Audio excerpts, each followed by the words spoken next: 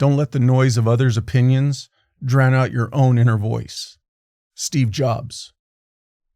There's a point in a lot of decisions where things start to feel less clear than they should. It's not that you don't understand the situation or that you haven't thought it through. It's because something else starts to get involved. Now, obviously, you don't want to mess something up. You don't want to be or seem to be careless. And ideally, you don't want to do something that creates unnecessary problems. However, now it's not so simple. You begin to consider how it's going to be received, what it might look like to other people. And granted, that doesn't seem unreasonable. So you slow down. You take a second look, maybe a third. You make a minor adjustment. You reconsider another option. And to anyone asking, you're simply ensuring all considerations before making a decision. But internally, something's now shifting. It's no longer just about what you think is right. It's about whether what you think is right actually holds up. Once you share it, once they've heard it, once it's out there. And that's a different position to be in. Because where you might had already made up your mind, now you're not fully convicted to it. You're wondering if it stands up, wondering if the choice you made will be accepted. And where you might say that I'm just being careful. There's a difference between being careful and letting your world control your confidence. I think this is where it starts to get a little clearer. It's when you look at how much weight other people's opinions impacts your decisions. And it's not always in an obvious way. Most of us aren't going to say, I'm doing this because of what they think. It's more subtle than that. It shows up in the second guessing something you had already decided, in replaying a conversation you had longer than it deserves. Now, you'll justify it to yourself. You'll think that you're being thoughtful and attentive. You want to make sure you're taking all things into account. You don't want to miss something important. You don't want to come off the wrong way. And all these are important things for you to consider. However, at some point, it becomes something different. It stops being about information and starts to feel like direction. Because now it's not just, what do I think about this? It becomes, how's this going to be received? And then it grows to, what does it say about me if it's not received well? And now you've moved the center of the decision. It's no longer anchored in what you actually believe or what you think makes sense. It's anchored in how it might be judged. You start filtering your actions through something that's outside of you. And when that happens, even small decisions can feel heavier than they should, because they're no longer just about the decision itself. And then when you do that long enough, something else starts to happen. You start making small adjustments here. You hold back there. You go along with something you weren't fully on board with because it wasn't worth pushing back on. Well, at least that's what you're going to tell yourself. And none of that looks like an issue on the surface. It might feel like you're being flexible. You're someone who's easy to work with. But inside you, it's a completely different story. Because you know what your instinct was before you adjusted it. And every time you move away from that without an obviously valid reason, it eats at you a little bit, even if you don't say anything out loud. Then you start to notice that your first thought doesn't feel as certain as it used to. Now it's more important to check it against what someone else might think. And then after enough times, it creates a divide, not between you and other people, but between you and your confidence. Because now you're operating with less certainty, less clarity, less ownership. It becomes not just about whether you made the right call or not. It's about whether you believe yourself when you make a call. Then even good decisions don't feel as solid. They almost feel tentative. Like you're waiting for confirmation that you were right after the fact. It's not that your decisions are wrong. They're just no longer fully yours. And then this is where the pushback usually comes in. Because it can seem like the answer is to just ignore people. Stop listening. Do whatever you want and don't care what anyone thinks. And that's not it, though. That's just the opposite extreme. Most of what you get from other people is useful. Sometimes it can be more than useful. It might actually be the exact thing that you couldn't see on your own. Because those around you have experience. They have different perspectives, different pattern recognition, and there's real value in that. So the goal isn't to shut that out. It's to notice what role it's playing. Remember, there's a difference between letting input inform your decision and letting it replace your decision. And those two can feel very similar in the moment.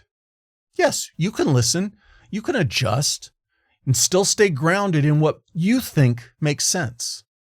That's part of being sharp. That's part of growing.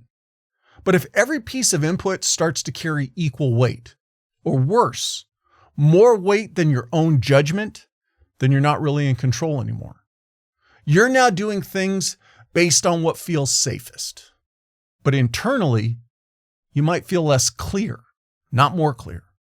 You'll feel less settled after making the decision, not more. And that's usually the signal. Because taking input isn't the issue. Losing your position in the process is. And this is where something else starts to become apparent. If you're not fully standing on your own judgment or your own convictions, it becomes harder to move. Because you don't feel settled enough to act on what feels right to you. So you pause. You might think, maybe you need a little more clarity. Maybe things need to be a little more certain. Maybe something will confirm that you're on the right track before you step on it. And I get it. We all want to be as sure or to make sure we don't get it wrong. But there's a part of this that doesn't get mentioned enough. All those what ifs and should I's, they're normal, but they're also not controllable. The clarity you're waiting for might not always be there before you act. But you know what? It'll show up because you act. The confidence you're looking for, it's usually the last to arrive to the party. But when you see yourself decide to do something, choose to act on it, adjust based on what you encounter, and then handle what comes afterwards, your confidence is going to push its way to the front of the crowd. However, if that sequence gets flipped, if your actions and how you see yourself is fully dependent on feeling certain first, then things will slow down or they'll stop moving altogether. Yeah, you'll still be engaged with what's going on around you. You'll probably think more about what you would do, but you don't actually take the initiative because you're now driven by the feeling of how others will perceive you. And over time, it's going to create a pattern where instead of becoming ready or improving by acting first, you remain waiting, wanting the world all around you to say, go. But the odd thing is, no one around you really cares when you go. And when you put all of that together, it starts to come back to something pretty simple. Underneath the opinions, the hesitation, the extra time spent thinking things through, there's really just one thing that determines how you move. What are you actually answering to? Not what you say you believe, not what you'd explain if someone asked, but in the moment a decision has to be made, what aspect carries the deciding factors? Is it your own judgment, even if it's not perfect yet? Or is it how that decision is going to be received once it's out there? Now, most of the time, it's not all one or the other. There are times where you have to consider extenuating factors. But if you're honest with yourself, you can usually tell which one leads you most often. You'll realize it in how the decisions feel afterwards. in whether you keep checking back for affirmation or confirmation, or you just move on from it, or in whether you need reinforcement, an ally, or someone who can take the pressure off of you, or you're able to stand in the middle and have everyone focused on you. That's the difference. Not in whether you consider other people, but in whether you needed them to settle it for you. Because once that responsibility starts sitting in things or people outside of you, things don't necessarily stop. They stop feeling like you're in control. And when something isn't fully yours, it's harder to move freely within it. So maybe this isn't about becoming more confident. Maybe it's about noticing what you're waiting on. Because there's a difference between not being ready and acting like something else needs to line up before you move. And that line isn't always obvious. Sometimes it feels like you're still being thoughtful. You're still paying attention, still taking everything into account. But underneath that, there's that internal monologue that doesn't ever really go away. Do I trust my own judgment here or not? But where the confidence does come is in the uncertainty of what will happen. When everything isn't perfect, when there's no guarantee of the right choice, but you do it anyway. Because if that answer keeps getting deferred, if it keeps getting checked against something or someone outside of you, then it makes sense why things always feel in limbo, why decisions don't feel certain, why your actions feel more pressured than they should. It's because the final say isn't fully yours yet. And when you realize that, it changes how things feel. The next time you're standing there knowing what you think and whether you're willing to act on it or wait on it, remember, you can't let others dictate what is right for them. It has to start with what is right for you. As always, thanks for spending a few minutes with me. Until next time, stay sharp, stay grounded, and keep showing up.